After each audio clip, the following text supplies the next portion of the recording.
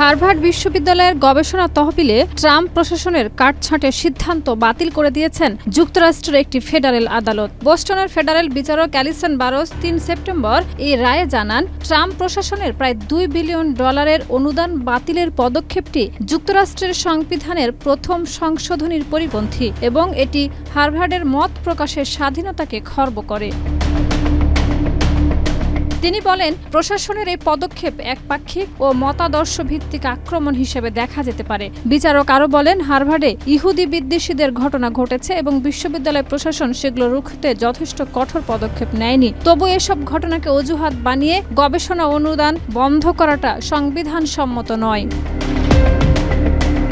Harvard বিশ্ববিদ্যালয়ের এই আইনি লড়াইকে অনেকেই একটি ঐতিহাসিক বিজয় হিসেবে দেখছেন, যদিও হোয়াইট হাউস রায়টির বিরোধিতা করে এটিকে গুরুতর ভুল বলে অভিহিত করেছে এবং বিচারক বারোসকে অ্যাক্টিভিস্ট বলে সমালোচনা করেছে। তারা দাবি করেছে, ডেমোক্র্যাটদের দ্বারা নিয়োগপ্রাপ্ত বিচারকরা কখনো রিপাবলিকানদের পক্ষে রায় দেন না এবং হার্ভার্ডের মতো প্রতিষ্ঠানে করদাতাদের অর্থ পাওয়ার কোনো অধিকার নেই।